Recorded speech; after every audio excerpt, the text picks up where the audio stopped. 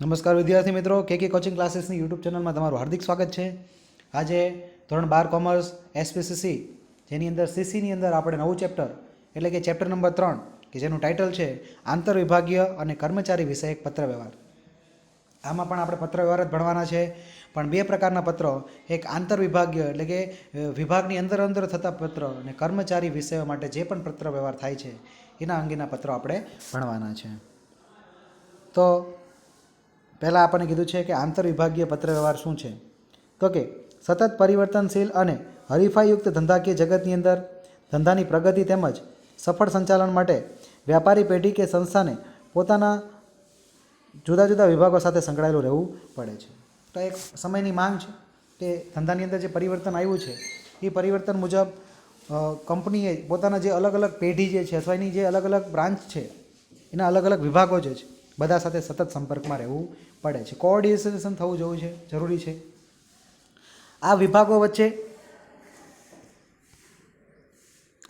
વચ્ચે પત્રવ્યવહાર જરૂરી બને છે. આવો પત્રવ્યવહાર મોટે ભાગે જુદા જુદા વિભાગો વચ્ચે થતા તેમની વિવિધ હોદ્દા ધરાવતા અધિકારીઓ વચ્ચે થતો હોય છે. એટલે કે વિભાગના જે મુખ્ય અધિકારી જે છે એના સાથે આ પત્રવ્યવહાર થતો હોય છે. આમ ધંધાકીય પેઢીની વડી કચેરીથી શાખાઓને તથા શાખાઓથી વડી કચેરીઓ વચ્ચે થતા પત્રવ્યવહારને આંતરવિભાગીય પત્રવ્યવહાર કહેવામાં આવે છે. ટીક કરવાનું છે આપણે. ટૂંકમાં મુખ્ય ઓફિસેથી અલગ અલગ શાખાઓ સાથે અને શાખાઓથી મુખ્ય ઓફિસ સાથે જે પ્રકારનો પત્રવ્યવહાર થયો તેને કહેવાય છે આંતરવિભાગીય, એટલે કે વિભાગ વચ્ચે થયો છે તે સંસ્થાગત પત્રવ્યવહાર પણ કહી શકાય છે. આવા પત્રવ્યવહારને સંસ્થાગત પત્રવ્યવહાર પણ આપણે કહી શકીએ છીએ. અને આવા પત્રવ્યવહારમાં પ્રકાર કયા કયા છે તો એ નોટિસ સ્વરૂપે હોઈ શકે, પરિપત્ર સ્વરૂપે હોઈ શકે અથવા મેમા સ્વરૂપે હોઈ શકે છે. આંતરવિભાગીય પત્રવ્યવહાર 3 પ્રકારના હોઈ શકે છે. એક તો નોટિસ સ્વરૂપે હોય છે, પરિપત્ર સ્વરૂપે હોય છે અને મેમો સ્વરૂપે 3 પ્રકારના હોય છે. બધા જ પ્રકારના આપણે ભણવાના રહેશે. ત્યાર પછી જુદા જુદા વિભાગો વચ્ચેનો સંપર્ક મૌખિક સૂચનાઓ કે અન્ય સંચાર માધ્યમો દ્વારા થતો હોય છે. આમ છતાં આંતરવિભાગીય પત્રવ્યવહાર નીચેની જરૂરિયાતની દ્રષ્ટિએ મહત્ત્વનો છે. તો કેમ આંતરવિભાગીય પત્રવ્યવહારનું મહત્ત્વ છે તો એ પણ જોઈએ આપણે. તો પહેલું, પત્ર સ્વરૂપે આપેલી માહિતી લાંબા સમય સુધી જાળવી રાખી શકાય છે એટલે એ મહત્ત્વ છે. બીજું, માહિતીને ફાઇલિંગ કરી શકાય છે તેમજ ભવિષ્યમાં તેનો ઉપયોગ પણ કરી શકાય છે, એટલે એને તમે સાચવણી કરી શકો છો અને ભવિષ્યમાં યુઝ કરી શકો છો. ત્રીજું, ક્યારેક અનિચ્છનીય કે પ્રત્યક્ષ રીતે સંકોચ થાય તેવી માહિતી પત્ર સ્વરૂપે નિસંકોચ પ્રમાણે જણાવી શકો છો. ઘણી એવી બાબત હોય છે તમે જ્યારે રૂબરૂ ફેસ ટુ ફેસ ન કહી શકો, પણ એ જ બાબત તમે જો પત્રના માધ્યમથી જણાવશો તો આપણે ત્યારે એ માહિતીને નિસંકોચપણે આપણે કહી શકીએ છીએ. ચોથું, વિભાગો કે વડી કચેરી વચ્ચે થયેલો વિચારો કે માહિતી આપલેના દસ્તાવેજી પુરાવા તરીકે પણ તમે ઉપયોગ કરી શકો છો, એટલે કે પ્રૂફ તરીકે રાખી શકો છો કે ભાઈ આ કમ્યુનિકેશન શું થયું હતું મુખ્ય કચેરીથી વિભાગો વચ્ચે અથવા વિભાગો વચ્ચેથી કચેરી વચ્ચે કેવા પ્રકારના વ્યવહારો થયા હતા એ પણ તમે એની નોંધ રાખી શકો છો. પાંચમું, જે તે વ્યક્તિને લેખિતમાં સોંપવામાં આવેલ કામને કારણે તે પોતાની ફરજ પ્રત્યે સભાન બને છે. તમે પરિપત્ર, નોટિસ કે જે પણ મોકલો એ તમે લેખિત સ્વરૂપે મોકલો છો, એટલે જે પણ વ્યક્તિ એનો ફોલો કરવાનું છે એ સભાન બને છે, એને ખબર પડે છે કે એની ફરજ કઈ આવશે, એના માટે પણ એનું મહત્ત્વ છે. અને છેલ્લું, આ ઓછું ખર્ચાળ છે ને વધુ અસરકારક સંચાર માધ્યમ છે. સંચારનું માધ્યમ છે પણ ખર્ચ ઓછો થાય છે પણ એની અંદર ફાયદા વધુ કરી આપે છે. તો આવું આપણે ભણવાનું છે આ ચેપ્ટરની અંદર. તો એમાં પ્રથમ આપણે ભણવાનું છે નોટિસ. તો નોટિસનો અર્થ, વ્યાપારી પેઢી કે સંસ્થામાં કાયદાકીય, બંધારણીય અથવા કાર્યાલયની માળખાગત બાબતો અને તેમાં થતા ફેરફાર તથા તેના અમલીકરણ અંગે કાર્યાલયના કચેરીઓને જાણ કરવામાં લખાતો પત્ર એટલે નોટિસ.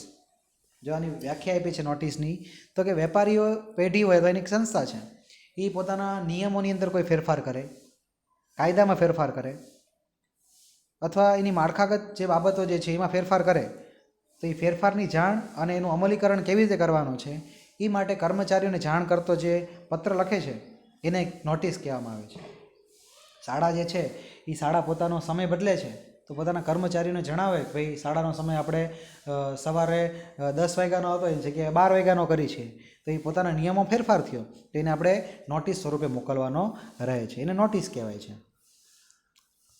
તો હવે આપણે નોટિસ જે છે એના હેતુઓ લઈ લઈએ. નોટિસ કયા હેતુઓ માટે લખવામાં આવે છે, નોટિસના હેતુઓ જોઈએ. તો જ્યારે નીતિ વિષયક બાબતોનું સંપૂર્ણ પાલન ન થતું હોય ત્યારે કર્મચારીઓને ધ્યાન દોરવા માટે, જ્યારે કર્મચારીઓ જે સૂચનાઓ આપવા છતાં પણ કાયદાઓનું પાલન ન કરતા હોય તો તેની જાણ કરવા માટે નોટિસ લખવામાં આવે છે. બીજું, સંજોગો અનુસાર કરવામાં આવતા ફેરફારોથી કર્મચારીઓને જાણ. સમજી લો કે હમણાં આપણે ઉદાહરણ આપ્યું મુજબ તમે ટાઈમની અંદર પરિવર્તન લાવો છો તો એની કર્મચારીને જાણ કરવા માટે પણ નોટિસ લખવી પડે છે. ક્યારેક કર્મચારીને નિયત ક્રમમાં કે ચોક્કસ કાર્ય પદ્ધતિ મુજબ કામ કરવાનો આદેશ આપવા માટે પણ. સામાન્ય રીતે કોને કયું કામ ક્યારે અને કયા કાર્યક્ષેત્રમાં રહીને કરવાનું છે તે દર્શાવવા માટે પણ નોટિસ કરવાની છે કે ભાઈ કોઈ વ્યક્તિ કયું કામ કરશે, કેટલા સમયમાં કરશે. અને કાયમી કામની પ્રગતિનો અહેવાલ કોને આપવાનો રહેશે તેની પણ જાણ. ટૂંકમાં તમે જે કામ કરો છો એની પ્રોગ્રેસ જે છે એનો રિપોર્ટ તમારે કઈ વ્યક્તિને પહોંચાડવાનો રહેશે એની પણ નોટિસના હેતુઓથી, નોટિસના માધ્યમથી જાણ કરવામાં આવે છે. તો એને નોટિસ આપણે કહી શકીએ, નોટિસના હેતુઓ કહી શકીએ.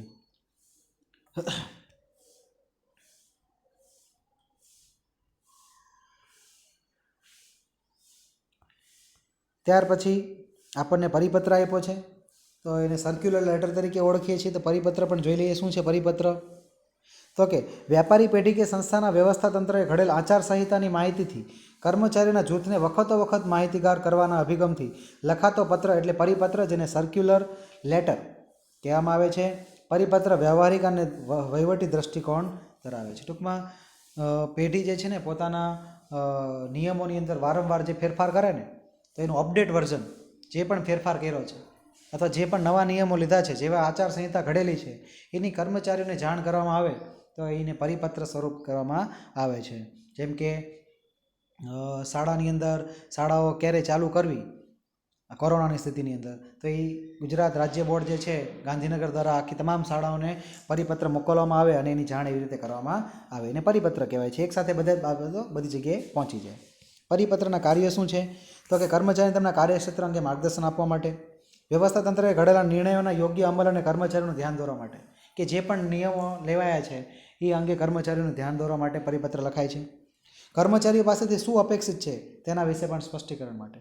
કંપની કર્મચારી પાસેથી શું ઈચ્છે છે એ તમે પરિપત્ર માધ્યમથી કહી શકો છો. અને કર્મચારીઓમાં સમાનતા જાળવવાનું કાર્ય પણ કરે છે. શું કામ? તો કે દરેક માટે એક સરખો પરિપત્ર હોય, દરેક માટે એક સરખું હોય એટલે સમાનતાનો નિયમ આમાં પ્રસ્થાપિત થાય છે. પરિપત્ર જે છે એના લક્ષણો પણ જોઈ લઈએ આપણા વિડીયોની અંદર, પછી આપણે નેક્સ્ટ વિડીયોમાં બનાવશું. પરિપત્રના લક્ષણ નંબર 1, પરિપત્ર કોઈ એક કર્મચારી નહીં પરંતુ કર્મચારીના જૂથ અથવા સમૂહને સંબોધીને લખવામાં આવે છે, એટલે સમાનતા જળવાય છે.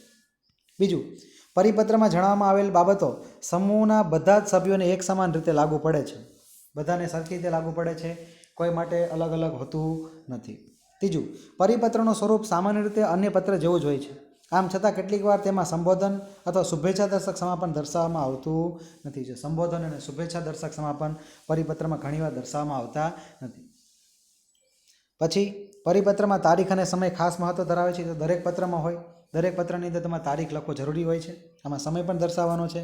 અને છેલ્લું, પરિપત્ર નિશ્ચિત વર્ગના કર્મચારીઓને નીતિ વિષયક નિર્ણયોમાં અમલ તરફ ધ્યાન દોરવા માટે પણ લખવામાં આવે છે. અમુક વિભાગના કર્મચારીને નિર્ણય લેવામાં અમલ તરફ ધ્યાન દોરવા માટે પણ પરિપત્ર લખાય છે. આમ કર્મચારી સંચાલન અંગે નોટિસ અને પરિપત્ર બંને નિયત સંદર્ભમાં માહિતી સંચાર દ્વારા કર્મચારીઓને તેમની જવાબદારી પ્રત્યે સભાન કરે છે. છતાં તેમની વચ્ચે ઘણો બધો ભેદ છે, તફાવત છે. જે તફાવત આપણે આના પછીના લેક્ચરની અંદર લઈશું. અહીંયા સુધી આપણે લેક્ચર રાખીએ. તો તમારે આ બધી જ માહિતી આજની નોટિસની અર્થ, નોટિસના કાર્યો, નોટિસનો હેતુઓ, પરિપત્રનો અર્થ, એના કાર્યો અને એના લક્ષણો પાકા કરવાના રહેશે. નમસ્કાર, આભાર.